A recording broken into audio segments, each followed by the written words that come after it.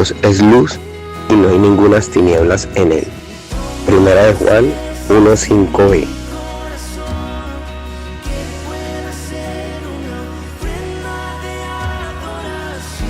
Buenos días. Los saludo hoy 23 de marzo, mes de santificación.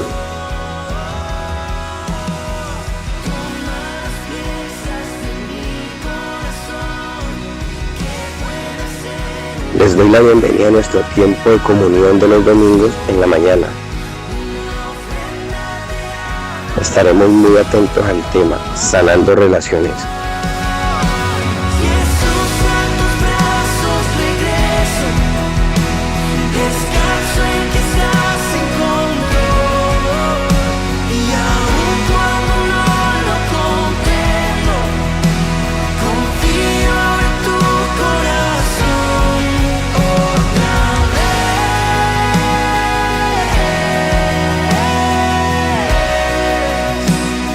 Hola, buenos días.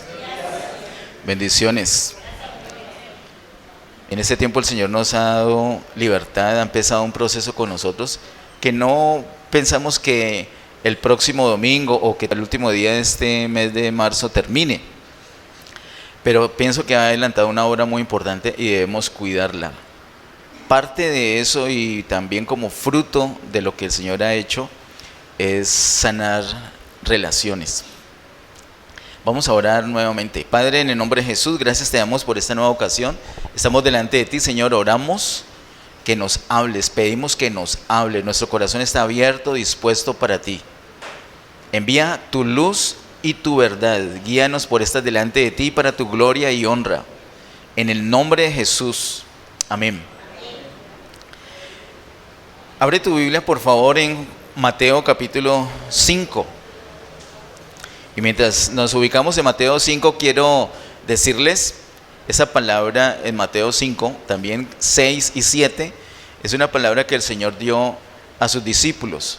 Es una palabra para el pueblo de Dios, para la iglesia. Mateo capítulo 5, 6 y 7 es conocido como el Sermón del Monte.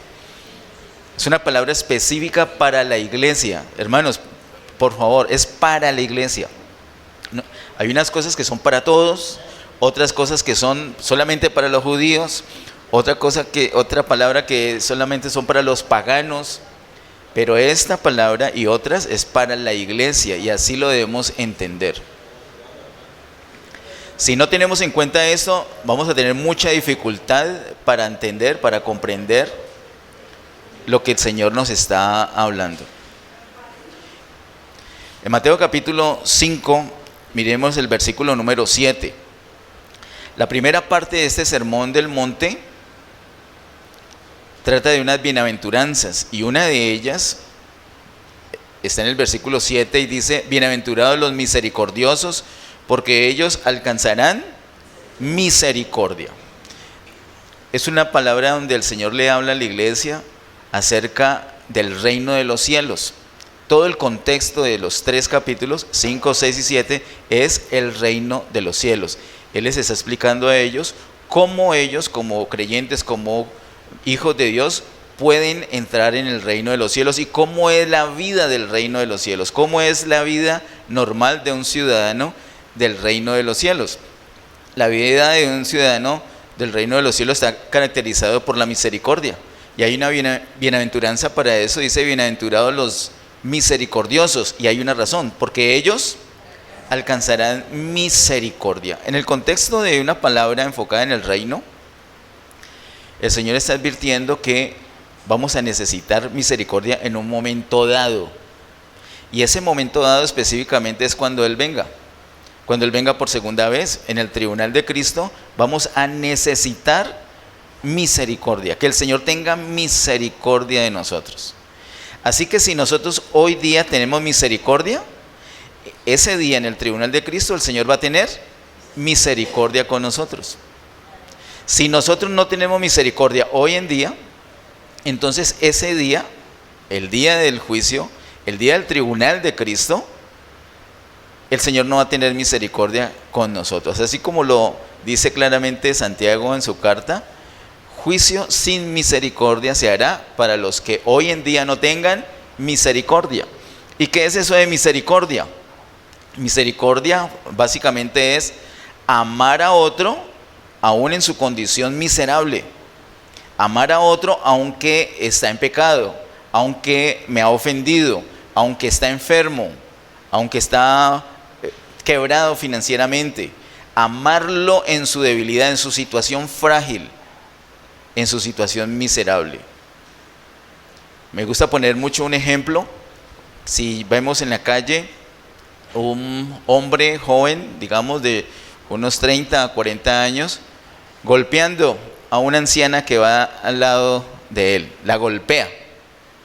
Y nos damos cuenta que esa anciana era la mamá y la golpeó, digamos que le pegó un codazo y le reventó la carita, le dañó la nariz y está sangrando. Y esa mujer está sufriendo mucho, porque no solamente por el dolor físico, sino el dolor en su corazón, porque es su propio hijo que la agredió, y con esa violencia de esa mujer, nosotros como hijos de Dios debemos tener misericordia. Y con ese hombre también, más, sí, bien dicho, más, está más necesitado que la misma señora. Así que la misericordia no es algo de impulso, algo que nosotros humanamente podamos manejar o administrar, sino que la misericordia procede directamente de parte de Dios. Y eso es algo clave que debemos comprender, porque sería fácil tener misericordia de la señora que fue agredida, que está sufriendo tanto, y más vale a ese hombre lo queremos es moler a palo. El impulso inmediato de que es mucho patán, uno quiere matarlo, o no, lo quiere linchar. O qué tal si vienen y nos roban acá, ¿no nos darían ganas de coger a palo al tipo? ¿Sí? ¿No nos dan ganas de cogerlo a palo? El esfuerzo para conseguir las cosas y que venga, pero esa es la posición correcta de un hijo de Dios. Eso es lo que Dios quiere. Dios está inspirándonos en nosotros que cojamos a ese hombre a palo. Amén. No. Y yo te digo una cosa, si no es la fuente Dios, entonces solamente quedan otras dos fuentes. O nosotros mismos, o quién, el diablo. Tal cual como lo hemos visto, ¿no? Pero le digo, el reflejo es ese. El reflejo es actuar, hacer justicia por nuestra propia mano. Pero esa no es la característica de un ciudadano del reino de los cielos. Ese es el punto. Pareciera que tener misericordia es fácil y no lo es, no lo es. Se necesita una rendición a Dios. Si usted está rendido a Dios y el Señor le puede poner a que golpee a otra persona violentamente, ¿sí o no? ¿No? Pues te digo que sí. Y te puedo mostrar muchos ejemplos en la palabra. Usted puede caer en cuenta y me puede mostrar muchos ejemplos en la palabra, ¿cierto? Esa suavidad con la que David le acarició la frente a ese gigante, ¿sabes? ¿Cierto? Así suavemente para que se relajara y dejara su mal genio el gigante, ¿cierto? Dios le inspiró a David a que acariciara suavemente la frente de ese, ¿sí? No. ¿Cuál fue la inspiración de Dios en ese momento para ese gigante? Que lo matara. Y después que le mochara la cabeza.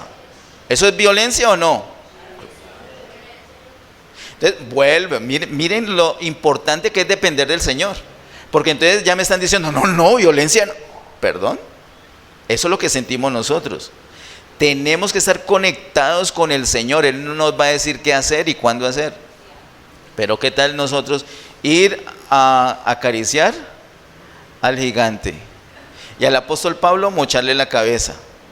No, tenemos que estar conectados con Dios. La misericordia es un asunto de Dios. Diga, la misericordia es un asunto de Dios. Hay algunos de los que están aquí presentes que pueden dar fe que el Señor ha sido muy misericordioso con ellos. Por aquí hay 2, 3, 4, 15, 30. Bueno, el Señor ha sido misericordioso con nosotros. ¿Saben? Cuando una persona, y de pronto aquí podríamos terminar la palabra, lamento mucho que a esta altura no estén presentes, no esté presente toda la iglesia, Pero aquí puede terminar con esta frase la prédica, y es que necesitamos que el Señor nos dé la revelación, que nosotros hemos disfrutado tanto su misericordia, que no nos queda otra alternativa sino ser misericordiosos con otros. Entonces es por lado y lado. Por un lado, el Señor ha tenido misericordia conmigo, entonces lo mínimo es que yo tenga misericordia con otro, ¿de acuerdo? Eso es por un lado. Pero por otro lado, como dice la bienaventuranza en Mateo 5:7, debo ser misericordioso ahorita, porque más adelante voy a necesitar misericordia. Y sabemos puntualmente que en el tribunal de Cristo vamos a necesitar misericordia. Algunos pecados serán perdonados en el tribunal de Cristo. Otros no serán perdonados en el tribunal de Cristo. ¿De qué depende eso? Depende en gran medida de que hoy en día nosotros seamos misericordiosos. Si usted es una persona que no perdona, que se demora en perdonar, que dice que perdona pero guarda el rencor, entonces usted es un candidato para que el Señor no tenga misericordia de usted en el tribunal de Cristo. Y le digo, en el tribunal de Cristo vamos a necesitar la misericordia del Señor. No debemos esperar, no debemos ser misericordiosos y esperar que en el tribunal de Cristo el Señor nos perdone las cosas. No, debemos solucionarlas ahorita, ya. Pero aún así van a haber cosas que de pronto se nos van a quedar pendientes. Y el Señor nos la va a traer a luz y nos va a confrontar. Y en ese momento vamos a necesitar su perdón. Y para su perdón Él tiene que ser misericordioso. Y Él que va a mirar en ese registro, si tú y yo hemos sido misericordiosos, si perdonábamos fácil, y perdonamos sin altivez. Bueno, yo lo perdono, pues, ¿qué más? Esa no es la actitud, eso no es misericordia. O el Señor nos perdona así. Cuando hemos pecado y el Señor nos perdona, el Señor viene con ese carácter áspero a perdonarnos, o más vale nos abraza. Mire el padre cuando regresa el hijo pródigo lo que hizo. Lo perdonó. ¿Cómo hizo para perdonarlo? Fue corriendo al encuentro, lo abrazó, lo besó. Fue movido a misericordia. Bueno, con esa base, queridos hermanos, quiero que miremos aquí mismo en Mateo capítulo 5, versículos 20 al 26. Mateo capítulo 5, versículos 20 al 26 dice: porque os digo que si vuestra justicia no fuere mayor que la de los escribas y fariseos, no entraréis en el reino de los cielos. Esta palabra, les dije al principio que es una palabra específica ¿para quién? Para la iglesia. Muchos piensan que por ser iglesia, que por ser hijos de Dios, que por tener vida eterna, tienen entrada en el reino de los cielos. Ese es un engaño que no pocos creyentes tienen. Tristemente, a esta altura todavía sigo pensando que la mayoría de los creyentes no han comprendido el asunto del reino de los cielos. A propósito, si usted es uno o usted que nos escucha por el canal de YouTube es una de esas personas, les recomiendo que miren nuestras prédicas al respecto. Particularmente en enero del año 2021 tenemos una palabra acerca del reino. Inclusive hay una diferencia y hablamos de la diferencia entre el reino de Dios y el reino de los cielos.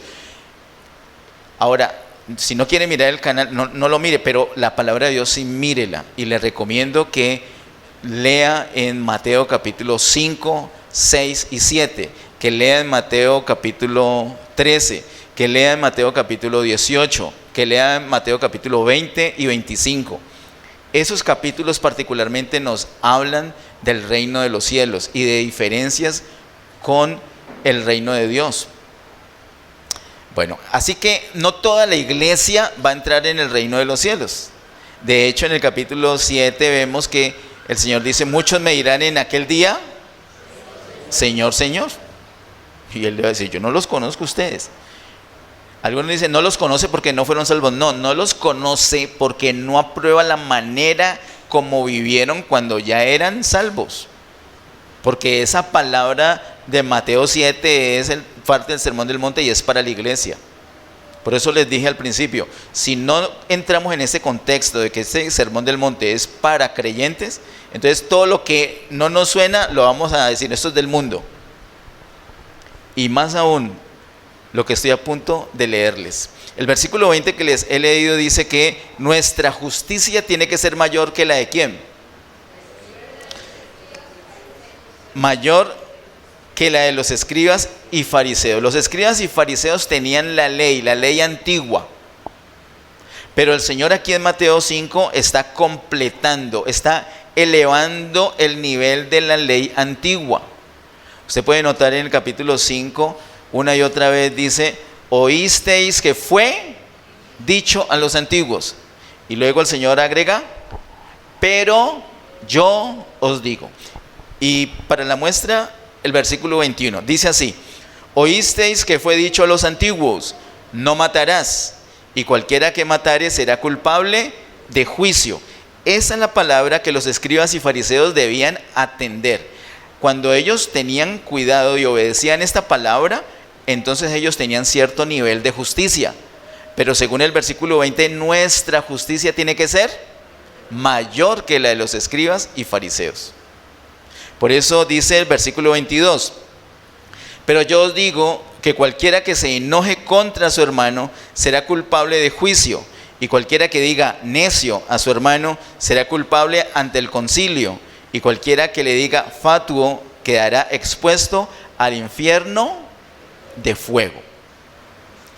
Versículo 22, yo te aseguro, si hicieras este ejercicio de preguntarle a cualquier creyente, maduro, inmaduro, a cualquiera, de cualquier parte del mundo, le preguntas por ese versículo 22, inmediatamente lo va a ubicar a una persona que no es iglesia, alguien que no es convertido.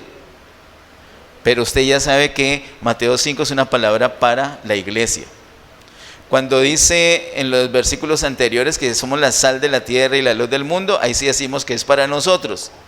Y cuando vienen las cosas malucas de juicio, decimos, no, eso no es para nosotros. La palabra de Dios no es un plato que te sirven como tú quieres. No es algo que pides a tu gusto.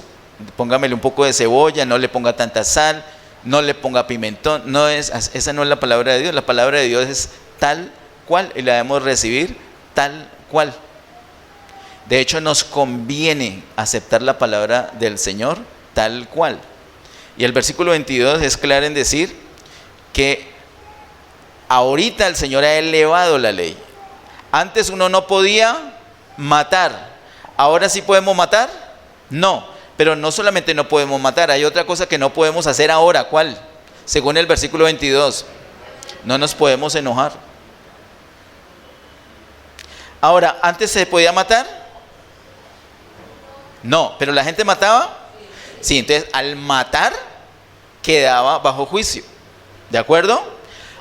Hoy nosotros nos podemos enojar. La palabra dice que no, pero ¿nos enojamos? Sí. Cuando nos enojamos, ¿qué pasa? ¿Qué pasa? ¿Es difícil articularlo? Pues yo lo voy a hacer por usted. Quedamos bajo juicio. Y es un asunto que o no lo conocemos o nos da lo mismo, por la dureza de nuestro corazón. Y justo ahora que el Señor viene tratando con nuestro corazón, justamente ahora que viene tratando con nuestra voluntad, con nuestra misma conciencia, con nuestra mente, con nuestros sentimientos, es el momento de recibir esta palabra y atesorarla en nuestro corazón. Es por nuestro bien que el Señor nos da esta palabra.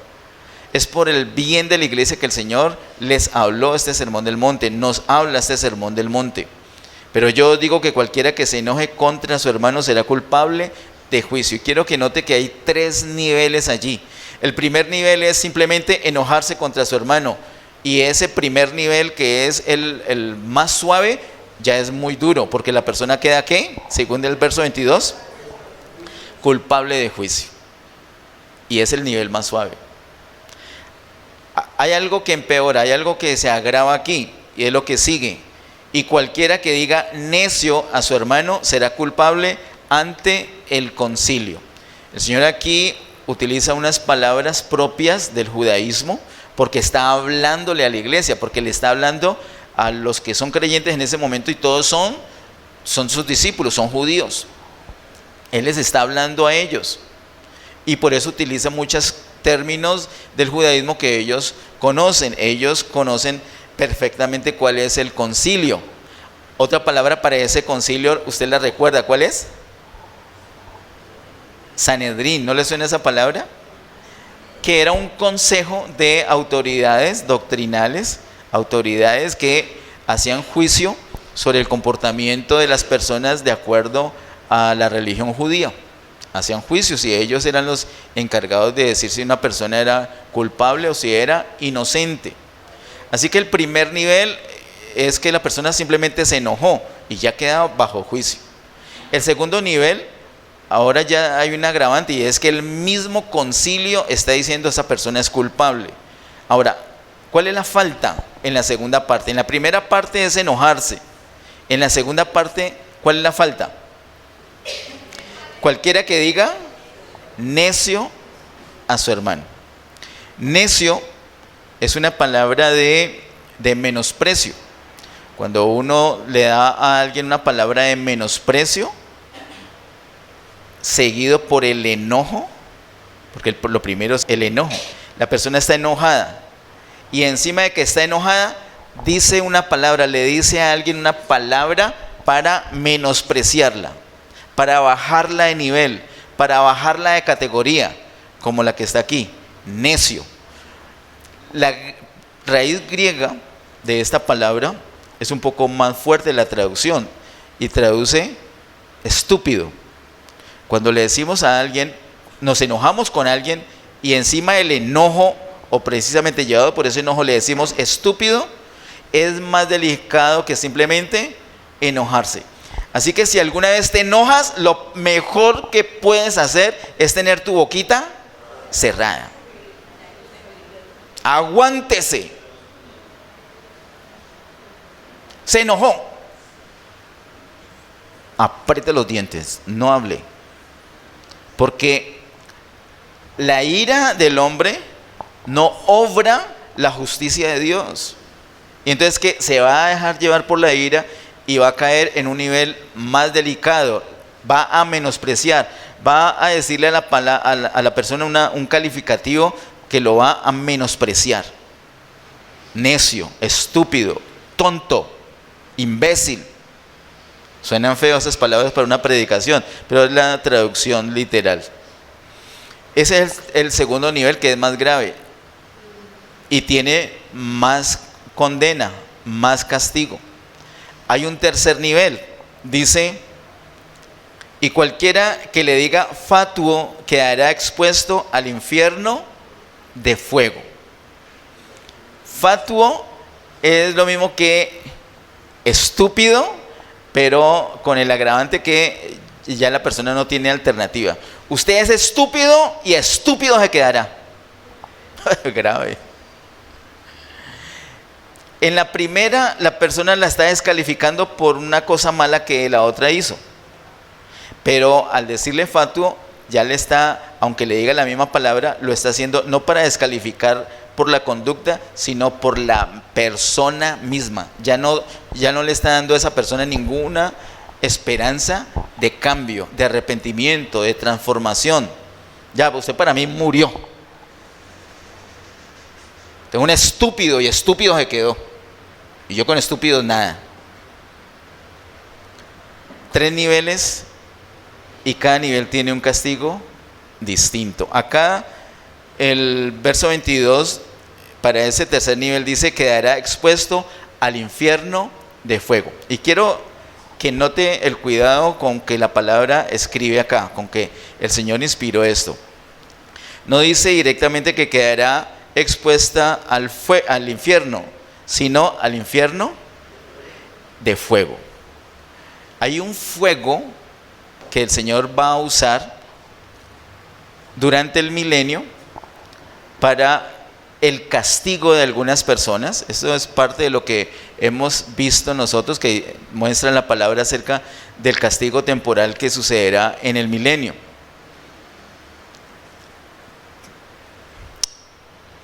Como les dije, son términos que los judíos utilizaban. Ahorita no quiero ahondar mucho en esto, de hecho lo vimos ya años atrás, lo podemos volver a ver más despacio para mirar por qué habla de infierno allí, pero ahorita estamos con otro enfoque.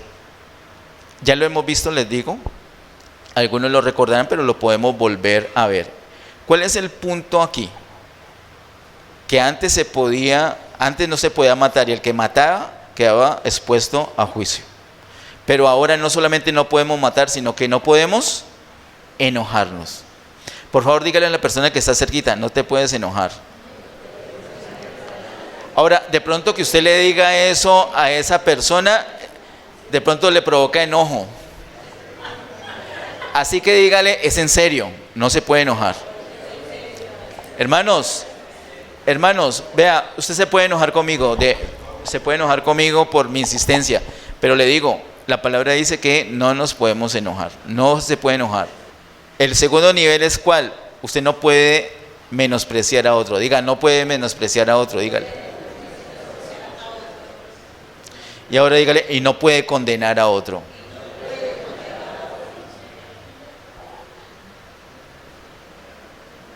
Es tan fácil decir, tan chismoso, tan cochino, tan estúpido. Es tan fácil. Y si estamos enojados es tan fácil, y no solamente fácil, sino que da un fresquito. ¿No se te ha atravesado a alguien en la calle cuando estás conduciendo? Y le dices, hace mucho, imbécil. ¿No te da como una calma? Esa es la carne alborotada. Esa es la carne. Pero quiero decirles, hermanos, todo este tipo de cosas tiene consecuencias. Por cada cosa que ha salido por nuestra boca, nosotros vamos a tener que dar cuenta delante del Señor. No nos podemos enojar. No podemos decir una palabra descalificadora a otra persona, y mucho menos dejarla bajo condenación con lo que le hemos dicho. Versículo 23.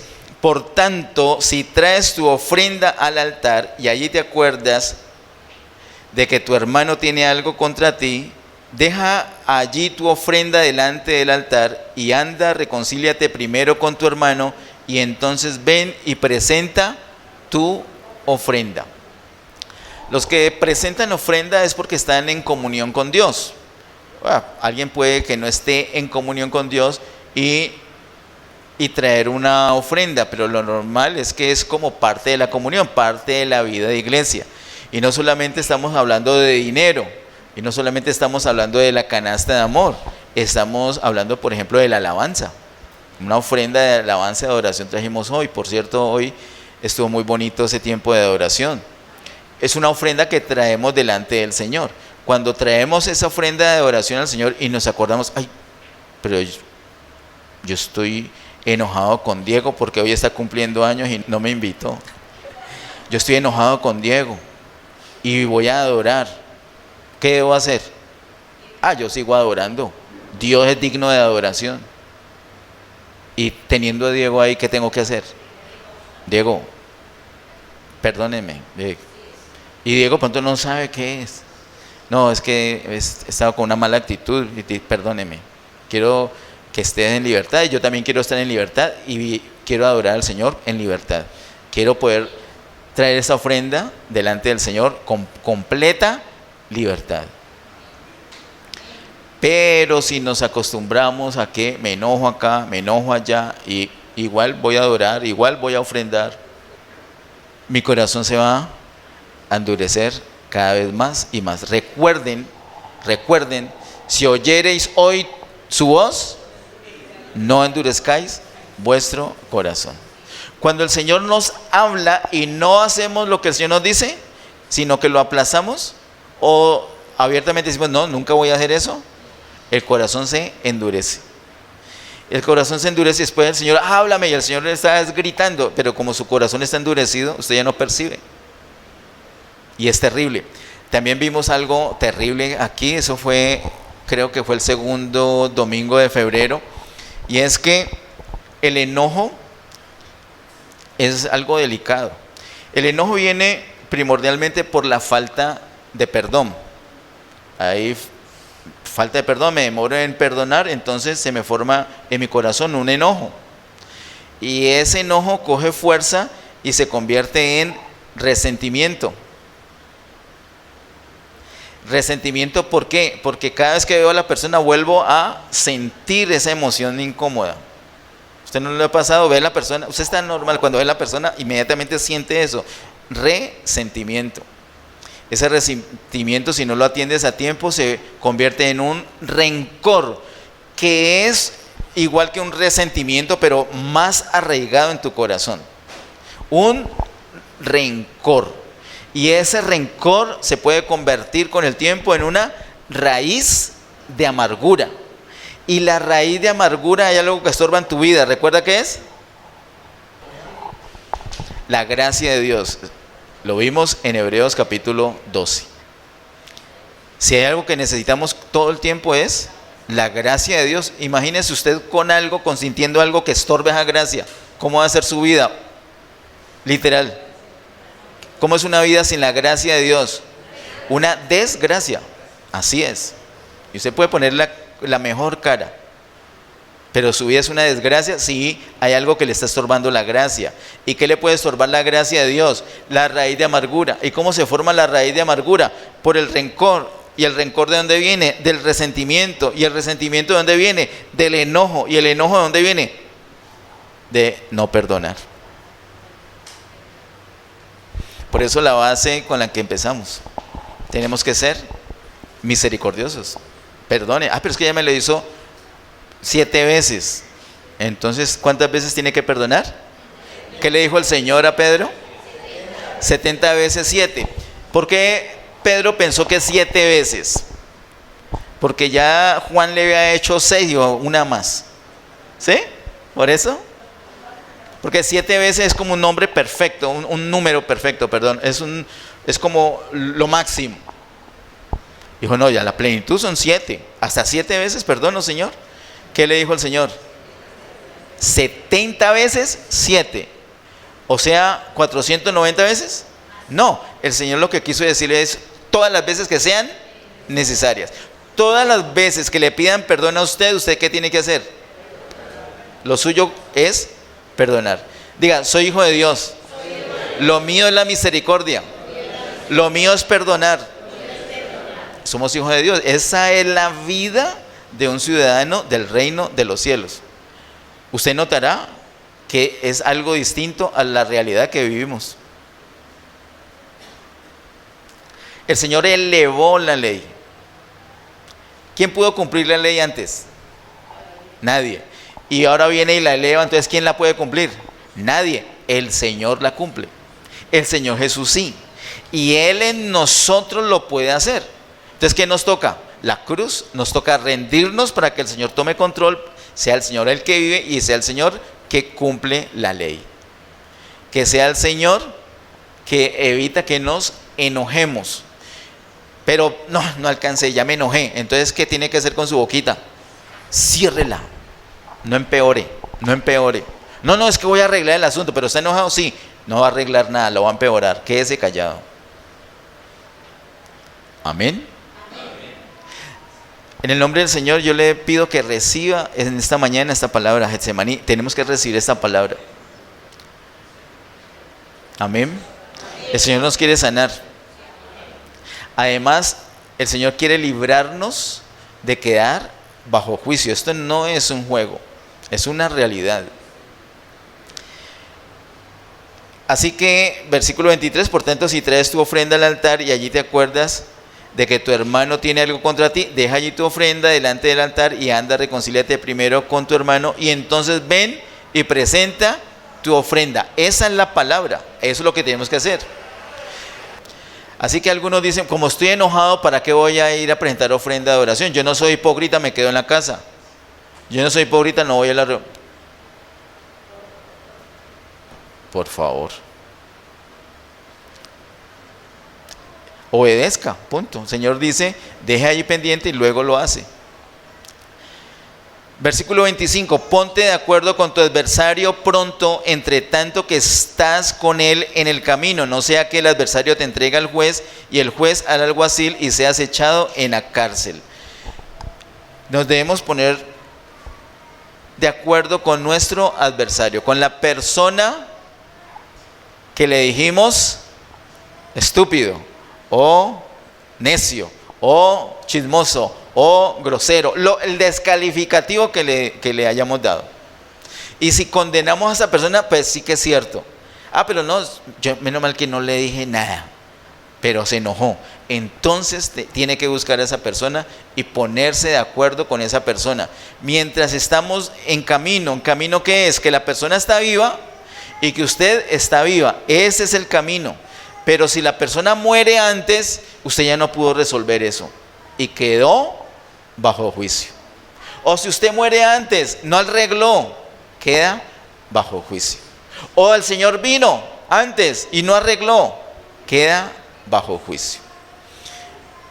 Entre tanto que estás con él en el camino, no sea que el adversario te entregue al juez. Esa causa de la persona agraviada es suficiente para que esa persona te entregue al juez. El juez ya avisó, ya conoce eso, entonces estás en las manos del juez. ¿Qué va a hacer? ¿Quién es el juez? El juez es el Señor Jesús.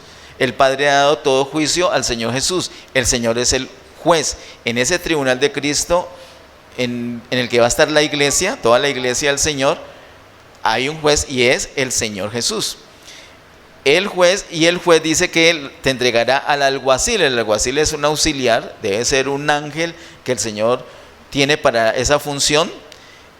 ¿Y qué hace el ángel? Y seas echado en la cárcel. El ángel te va a echar en una cárcel. ¿Y qué va a suceder en esa cárcel? Esa cárcel es un confinamiento, no es eterno, es temporal, durante el milenio, para que pagues tu deuda. ¿Cuál deuda? Yo no le debo nada a nadie. Sí, te enojaste. ¿Es una deuda? Es una deuda. Dice el versículo 26, de cierto te digo que no saldrás de allí hasta que pagues el último cuadrante. ¿Qué es eso de cuadrante? El cuadrante no es una moneda de mucha denominación, no es de gran valor, es más vale de un valor pequeño. Quiere decir la palabra es que hasta los detalles más pequeños debemos tenerlos bien cuadraditos con todos. ¿Y te hablé un poquito brusco? De pronto. Fue un poquito brusco, de pronto. Si usted tiene esa inquietud, vaya y arregle. Hasta el último cuadrante, hasta lo más chiquito, hasta lo que te parece insignificante, no lo dejes pendiente. No lo dejes pendiente. Quiero decirle esto. Dos hermanos que no se hablan, que no tienen comunión entre sí, que no pueden orar juntos, que no pueden adorar juntos, que no pueden servir al Señor juntos. Esos dos hermanos son excelentes candidatos para ser disciplinados durante el milenio, para ser echados en esta cárcel hasta que paguen hasta el último cuadrante. Entonces, ¿qué tienen que hacer esos dos hermanos? Arreglar. Eso lo pueden arreglar mañana o dentro de un mes, ¿cierto? Pues arréglenlo ya. Arréglenlo ya. ¿Qué tal que el Señor venga en este momentico? Ay, sí, voy a arreglarlo ya. Y pues, ya vino el Señor, ya. Ahí quedó. Arregle eso ya. Eso es la palabra de Dios, hermanos. La iglesia fácilmente se enoja. Hay hermanos que se enojan y dicen, no, yo mejor me voy para otra congregación.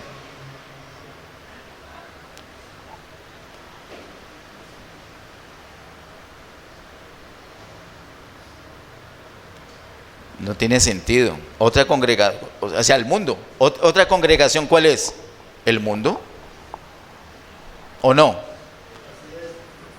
Porque la iglesia es una sola. Si se va para otra congregación, ¿para dónde fue? ¿Para el mundo? Y tiene mucho sentido que se vaya para el mundo, porque con enojo, en vez de resolver el asunto del enojo. El asunto del enojo es grave, hermanos, tenemos que resolverlo delante del Señor. Diga, Padre Celestial, en el nombre de Jesús, pido tu ayuda, Señor.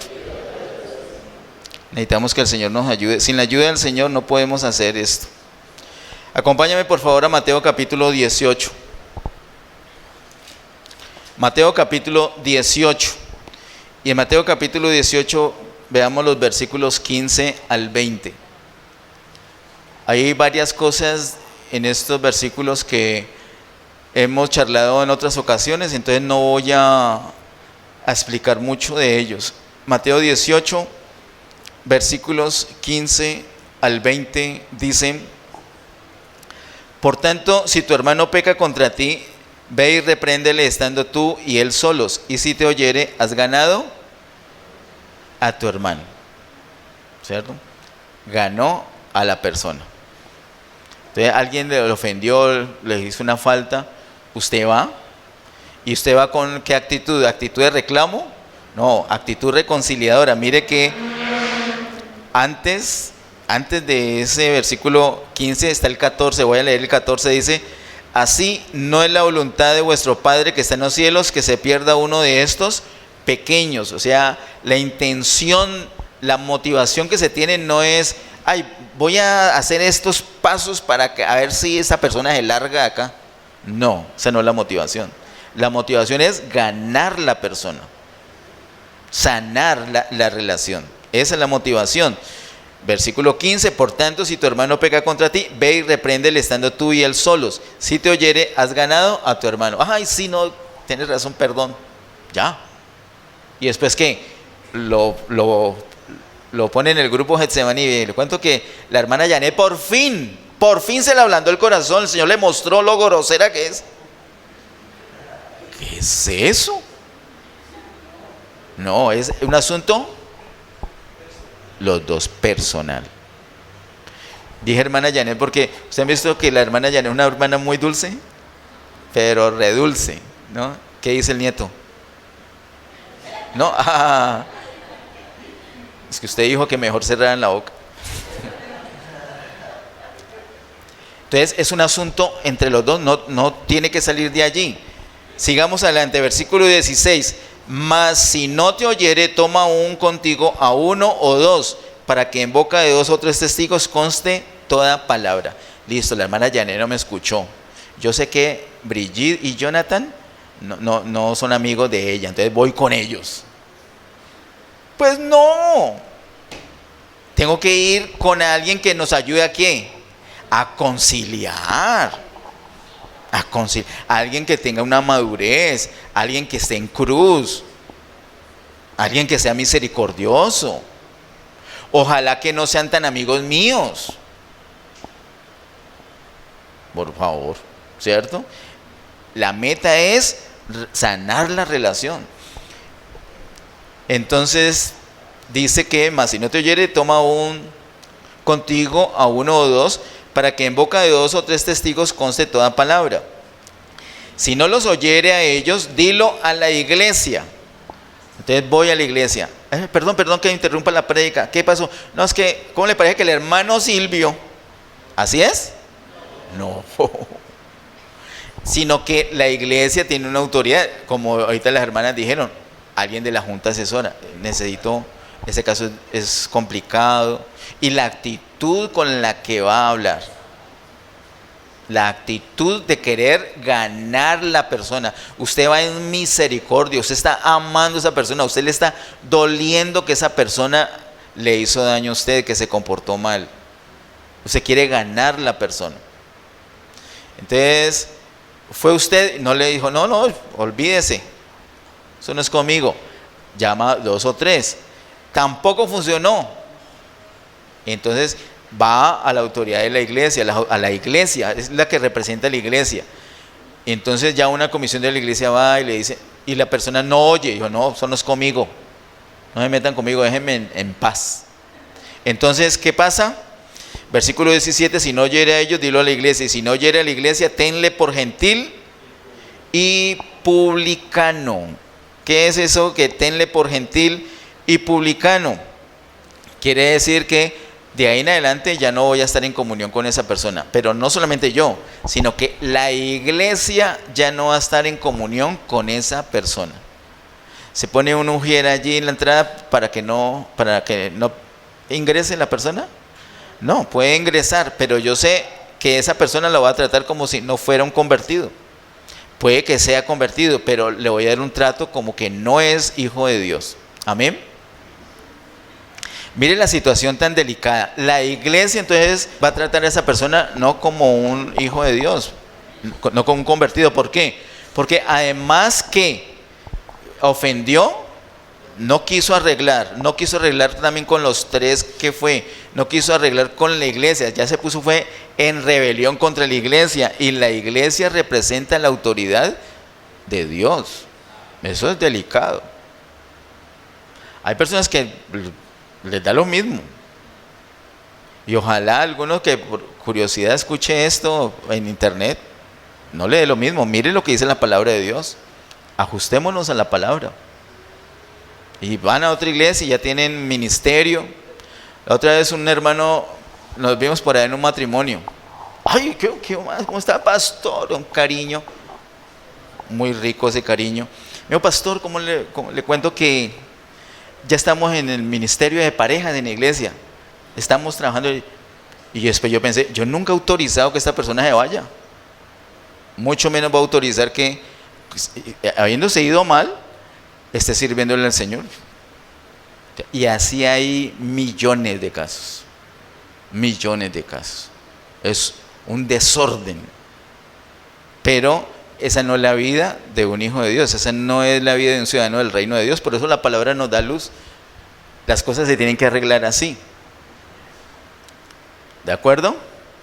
La otra vez me pusieron unas demandas en una inspección, y me le puso una hermana en la fe. Y me manda a inspección y me citaron con un juez, y yo le dije al juez, que resultó ser creyente también, le dije, pero tan raro que esta hermana esta semana me pidió unos favores, ahí me hubiera podido decir de una vez eso, si ella va a la iglesia. Es porque no se opera en la luz. No, si tiene algo contra mí, ella tenía que venir solita y decirme. Si yo no la escuché, viene con 2 o 3, y si no, le dice a la junta. Pero ella se fue y le dijo al juez de paz. Qué lindo. Bueno, estábamos en el versículo 17. Versículo 18 dice: os digo que todo lo que atéis en la tierra será atado en el cielo, y todo lo que desatéis en la tierra será desatado en el cielo. Esta palabra es específica para esta situación. La iglesia, el Señor le ha dado a la iglesia o la autoridad para atar o para desatar. ¿Qué quiere decir esto? Si la persona sigue en rebeldía, la iglesia lo va a atar en su pecado. Si la persona confiesa, pide perdón, se arrepiente, y entonces ¿qué hace la iglesia? Desata. Es la iglesia. La iglesia ata y la iglesia desata. Y cuando la persona está toda grosera todavía, lo tiene que atar, pero no es un mal para ella, es un bien. Porque empieza a sentir la necesidad de la iglesia. Todo lo que me está pasando, estoy desprotegido porque no estoy en comunión, me estoy secando. Y entonces cae en cuenta y entonces pide perdón. ¿Y qué hace la iglesia? En misericordia, ¿qué hace? Perdona, y la persona regresa a la comunión. O sea que ya desató. Versículo 19, otra vez os digo que si 2 de vosotros se pusieren de acuerdo en la tierra acerca de cualquier cosa que pidieren, les será hecho por mi Padre que está en los cielos. Porque donde están 2 o 3 congregados en mi nombre, allí estoy yo en medio de ellos. Así que la iglesia tiene que operar con la certeza de la presencia del Señor en medio. Porque la autoridad de la iglesia no es propia, no es intrínseca de la iglesia, sino que proviene de Dios. Y si Dios no está en medio, si no hay una comunión de la iglesia con Dios, entonces no hay autoridad tampoco de Dios. Ese es un asunto delicado, pero es un asunto sinceramente sencillo. O sea, en el sentido que es claro lo que dice. Cada paso es claro. No hay como, ay, entonces aquí. No hay pierde.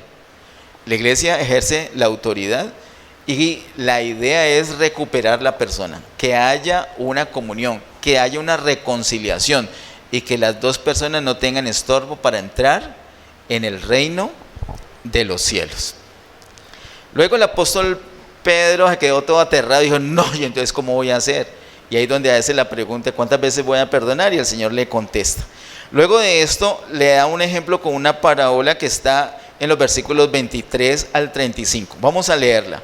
Mateo 18, versículos 23 al 35 dice, por lo cual el reino de los cielos es semejante a un rey que quiso hacer cuentas con sus siervos, y comenzando a hacer cuentas, le fue presentado uno que le debía 10,000 talentos.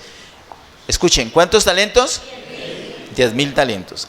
10,000 talentos. Yo tengo una notica acá porque yo para plata, mejor dicho, 10,000 talentos. Un talento equivale, escuche, un talento, un solito talento equivale a 6,000 denarios.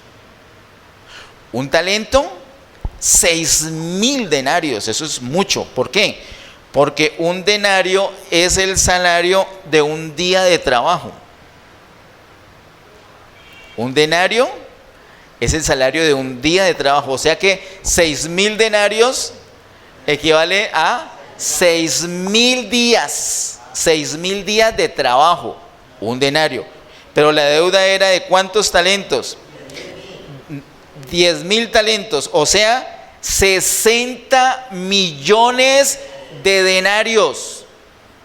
O sea que la persona tenía que trabajar 60 millones de días.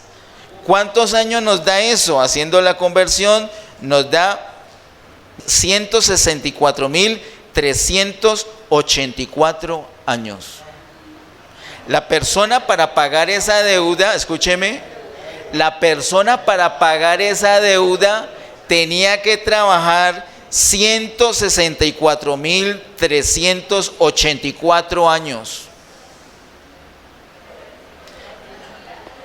Era una deuda impagable.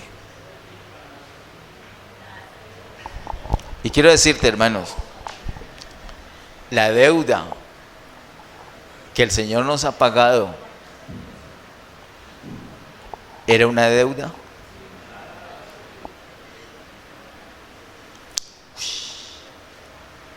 impagable. No teníamos vidas para trabajarlas y poder pagar.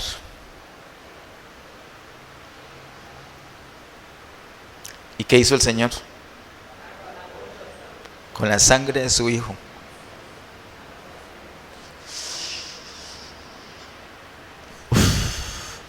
Hermanos, si nosotros nos damos cuenta de la dimensión de la misericordia de Dios,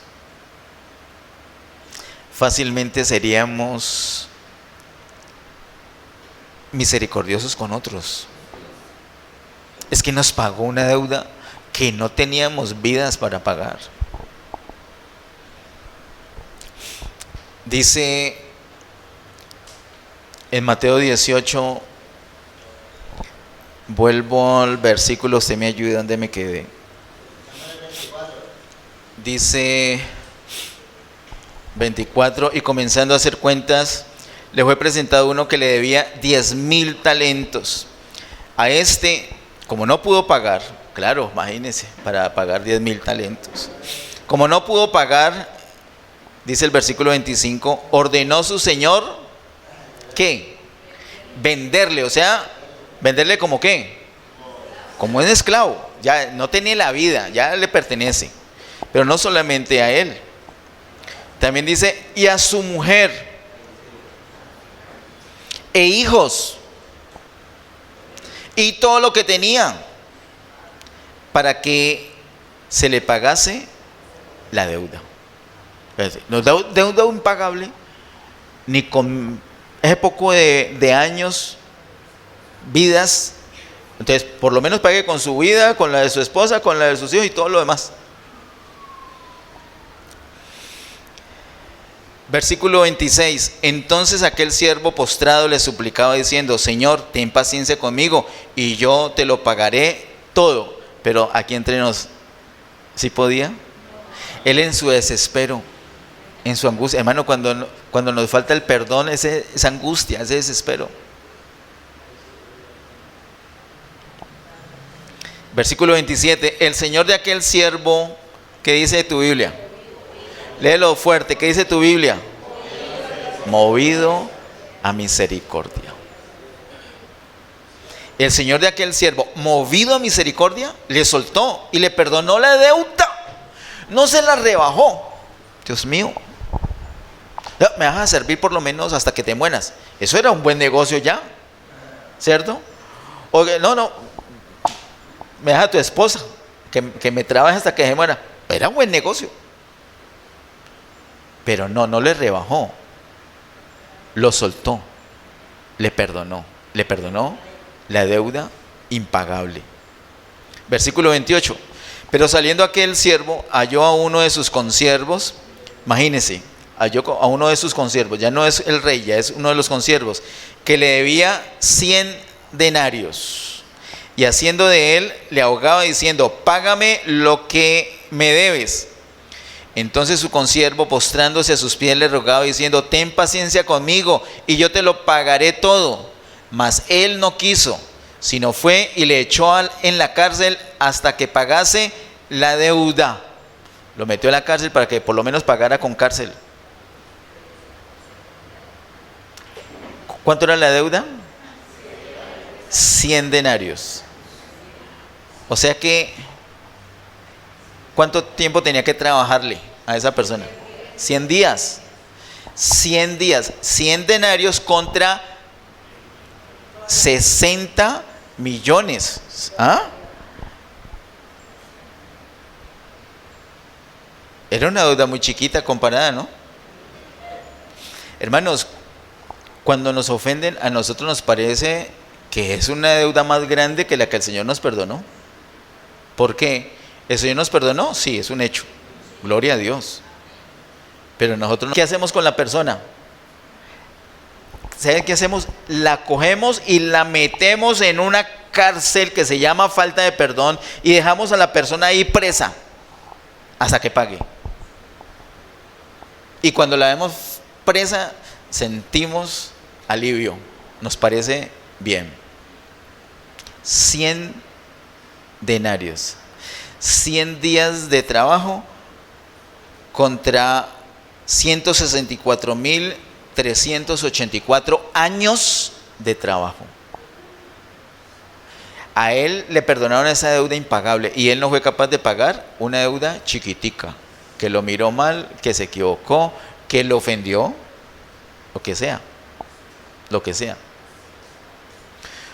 He escuchado testimonios de hijos de Dios que han perdonado a quienes le asesinaron un hijo. Por ahí escuché reciente, no tan reciente, pero escuché en un video de un hombre que perdonó a otro que le mató a la hija. Lo perdonó y lo abrazó. Y ese hombre lloraba recibiendo ese perdón. Y a usted le matan su gato y hasta ahí quedó. O su gato, le matan el gato y el perro y ahí ya. Le dañaron el carro y ahí. Hermanos, esto es la palabra de Dios. Esto es la palabra de Dios. O sea, despertemos. Getsemaní tiene que despertar. Tenemos que despertar. Dice, versículo 31, viendo sus consiervos lo que pasaba, se entristecieron mucho y fueron y refirieron a su señor todo lo que había pasado. ¿Qué pasaba con los consiervos? Se dieron cuenta de lo que pasaba y ¿qué sintieron ellos? Se entristecieron mucho. ¿A usted no le da pesar cuando ve en la iglesia a alguien que ni saluda ni... ¿Qué pasó ahí? ¿A usted no le da tristeza eso? Eso da mucha tristeza, mucho dolor. Así estaban los consiervos, tristes. Versículo 32, entonces llamándole su señor, le dijo: siervo malvado, toda aquella deuda te perdoné porque me rogaste. ¿No debías tú también tener misericordia de tu consiervo como yo tuve misericordia de ti? Entonces su señor enojado le entregó a los verdugos hasta que pagase todo lo que debía. Así también mi Padre Celestial hará con vosotros si no perdonáis de todo corazón cada uno a su hermano sus ofensas. ¿Qué debemos hacer con las ofensas? ¿Las ofensas de quién? De algunos. Todos. ¿Habrá algún pecado, alguna ofensa que no podamos perdonar? Nosotros humanamente no perdonamos ni lo mínimo, pero por eso necesitamos la vida del Señor en nosotros. Él sí perdona. ¿Cómo hizo el Señor en la cruz del Calvario? ¿Recuerdan cuando estaba allí? ¿Qué dijo acerca de los que lo estaban matando? Padre, no solamente, por favor, no solamente los perdonó, intercedió a favor de ellos. Padre, perdónalos porque no saben lo que hacen. Tenemos que ser misericordiosos. Dígale nuevamente a las personas que tengan ahí cerquita, tienes que ser misericordioso, por favor, dígale. Dígale esa palabra. Mire, hay momentos donde estamos pasando una prueba, una situación difícil, y entonces vamos a recordar el tono de voz de la persona. Vuélvale a decir, tienes que ser misericordioso. Nos tenemos que ayudar. Tenemos victoria en el Señor, amén. Acompáñame por favor a Primera de Pedro capítulo 3. Primera de Pedro capítulo 3. Versículos 8 y 9. Primera de Pedro capítulo 3 versículos 8 y 9 dice: finalmente, sed todos de un mismo sentir, compasivos, amándoos fraternalmente, misericordiosos, amigables, no devolviendo mal por mal, ni maldición por maldición, sino por el contrario, bendiciendo, sabiendo que fuisteis llamados para que heredaseis bendición. No debemos devolver mal por mal, ni maldición por maldición. Entonces, volviendo al cumpleañero, yo lo ofendí, y cuando me doy cuenta es que está hablando mal de mí. Está hablando mal, y le di una causa para que hablara mal de mí. Sí. ¿Y hace bien él en hablar mal de mí? No. Pero como habló mal de mí, ¿sabes cómo le voy a devolver yo? Voy a hablar mal de él. Entonces él mal dice y yo mal digo, y ahí no la pasamos, y el diablo feliz. Y la comunión en la iglesia paralizada. Y recuerden que sin comunión no hay gozo. Los niños van a ver, si el Señor lo permite, en el mes de abril, acerca de la comunión, lo que vimos. Nosotros vimos qué es la comunión, cómo es la comunión y para qué es la comunión. Recuerden que la comunión es para disfrutar una plenitud de gozo. Para eso es la comunión. Entonces, nuestra vida va a ser una vida muy infeliz sin comunión. Nosotros debemos aprender a perdonar. Debemos ser misericordiosos. Miren lo que dice el apóstol acá. Así tenemos que ser nosotros. Debemos sentir compasivos, amando fraternalmente, como hermanos todos, como lo que somos. Amigables. Seamos amigables. Si vas a perdonar, hazlo con cariño, con amor.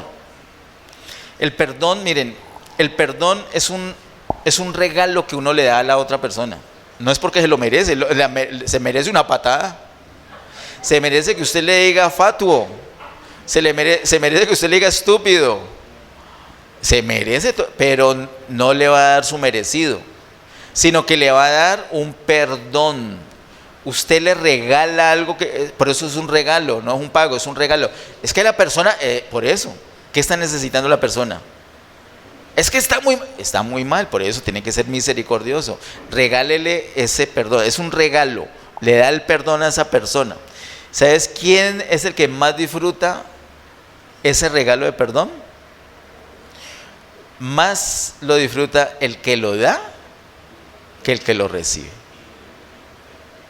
el que regala el perdón disfruta más, queda en paz. Y todo lo que le estorbaba la gracia de Dios se va. Y ahora la persona a disfrutar la gracia de Dios. La otra persona tiene chance. Allá recibió el perdón, ella verá qué hace. A veces no perdonamos porque decimos, no, pues se aprovecha. Se aprovecha. O sea, se equivocó Dios. O sea, es una deuda más grande. La otra vez, eso creo que fue el segundo domingo de febrero, creo, no me acuerdo ya, que dije que cuando teníamos dificultad de perdonar es porque nos consideramos como si nosotros fuéramos Dios. Mire la deuda tan grande que nos pagó el Señor. Cuando una persona tiene revelación de que el Señor ha sido misericordioso, fácilmente va a ser misericordioso con otra persona. Para terminar, por favor, acompáñame a Filipenses capítulo 4. Filipenses capítulo 4.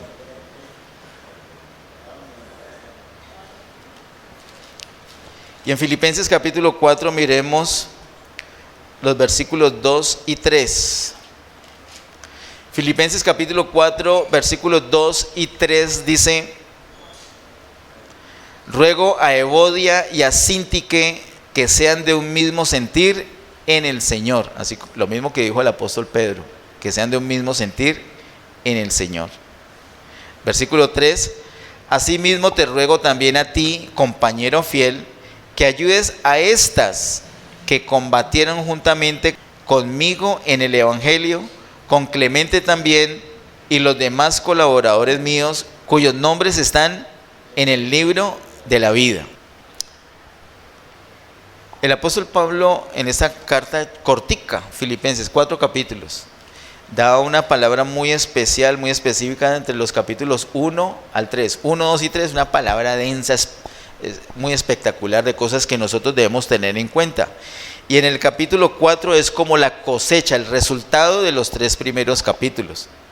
Una de las cosas que sembró, de las cosas que enseñó, fue en el capítulo 2 acerca de la crucifixión del Señor.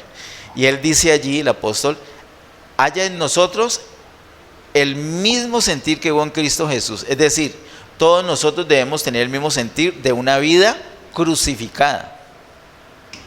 Todo eso lo dice y les digo, con la palabra es suficiente. Si dice eso y yo lo hago, funciona. Sin embargo, en el último capítulo, en el capítulo 4, el apóstol vio una necesidad que había entre 2 hermanas. Una, Evodia, y la otra, Síntique. Pablo se dio cuenta que a pesar de que ya había ministrado la palabra, habían 2 hermanas que tenían una pequeña dificultad, no se podían ver ni en fotos. Si iban a publicar una foto en el estado y estaba la otra, la mocha, o le ponen un sticker encima. Cualquier parecido con la realidad es coincidencia. Evodia y Síntique, irreconciliables. Pero ¿saben en el reino de Dios? Sí, miren que dicen que sus nombres, él dice aquí, sus nombres están en el libro de la vida. Ellas eran salvas. Entonces, ¿por qué dice eso? Porque son salvas, pero ¿cuál es el temor? Hombre, Evodia y Síntique están haciendo el perfil para no reinar, para no entrar en el reino de los cielos, para perderse del reino. Pero qué tontería.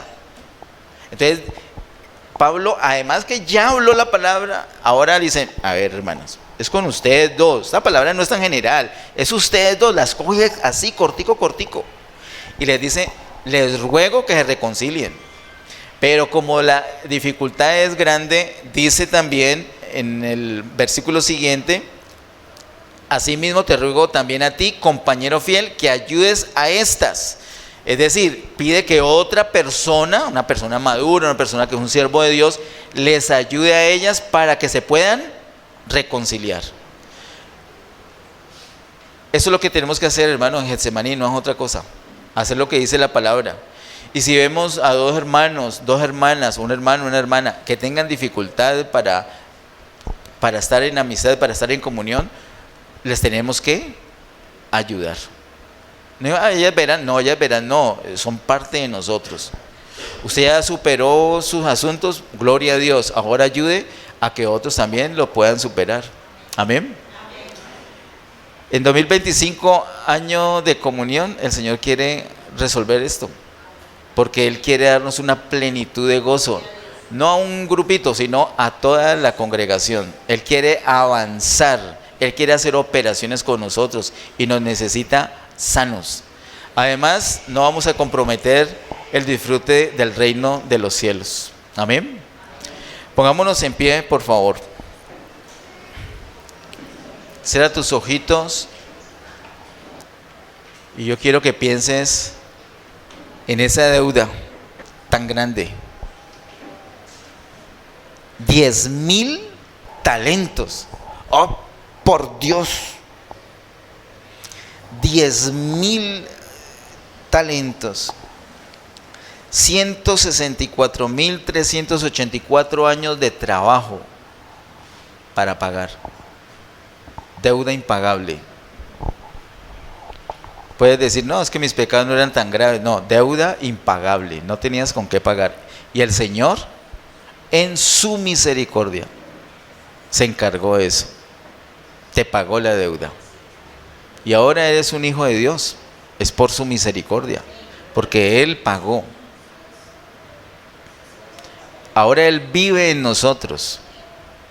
La vida resucitada de Cristo está en nosotros. Así que si sientes muy pesada esta palabra, no te enfoques en ti, enfócate en el Señor. Es que nosotros no podemos.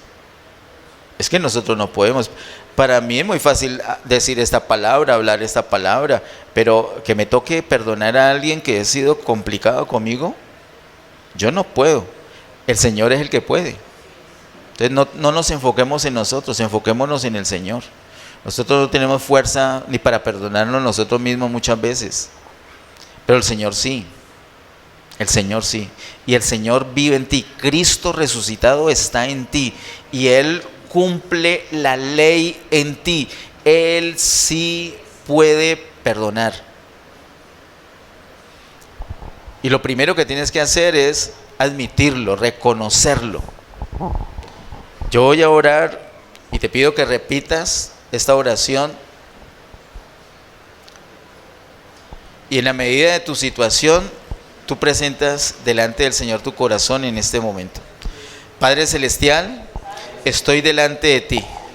Reconozco mi pecado, reconozco mi debilidad y reconozco tu gran amor, tu misericordia. Me has perdonado una deuda impagable. Perdóname, Señor, porque no he hecho así con mis consiervos.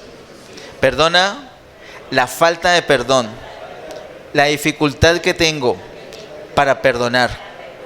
Perdóname, Señor, que me enojo tan fácil. Perdóname, Señor, necesito tu ayuda.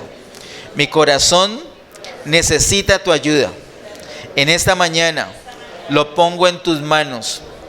Tu palabra ha sido una lámpara que tu Espíritu ha usado para alumbrar mi conciencia.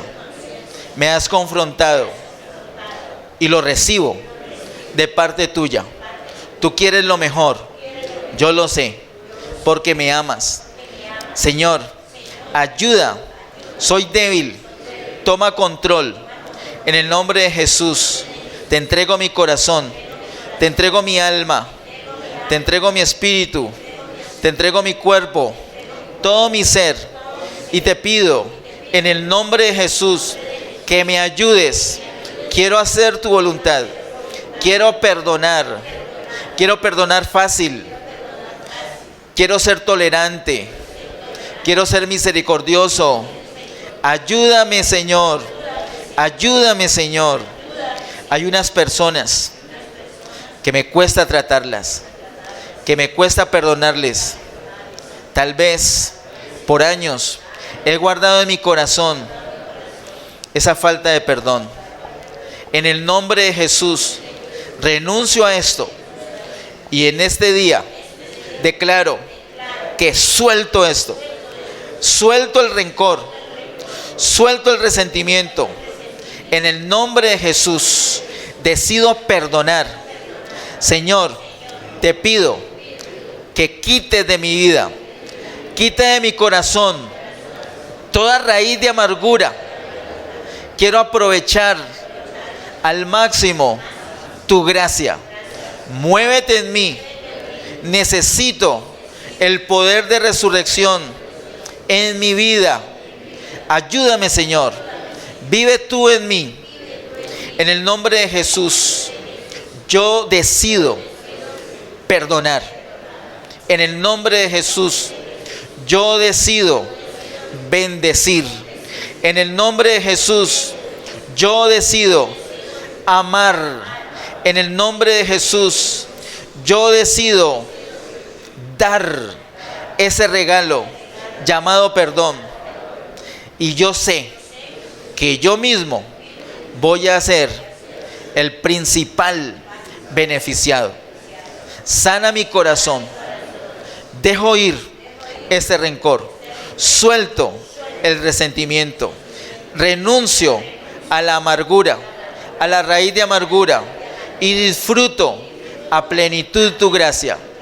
Me declaro libre en el nombre de Jesús. Mi mente, mis emociones, mi voluntad, libres para la gloria de Dios.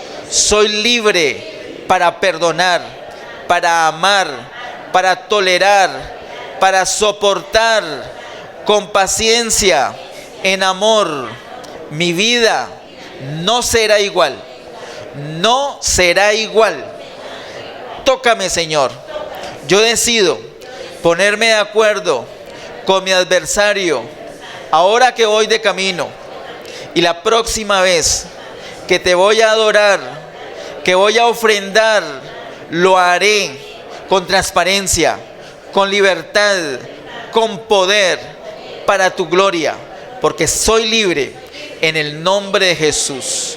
Yo declaro mi amor, mi entrañable amor, mi amor fraternal para todos los hermanos, sin excepción. Y me propongo en el nombre de Jesús, con la fuerza de Dios, con el amor de Dios, ser especialmente tierno, cariñoso, comprensivo, amable y tolerante con estas personas con las que he tenido dificultad. Lo hago para tu gloria, y lo hago porque genuinamente amo a estas personas, y porque ahora tengo libertad para hacerlo. A ti, Señor, toda gloria, toda honra y todo honor por siempre, en el nombre de Jesús. Amén. Bendiciones.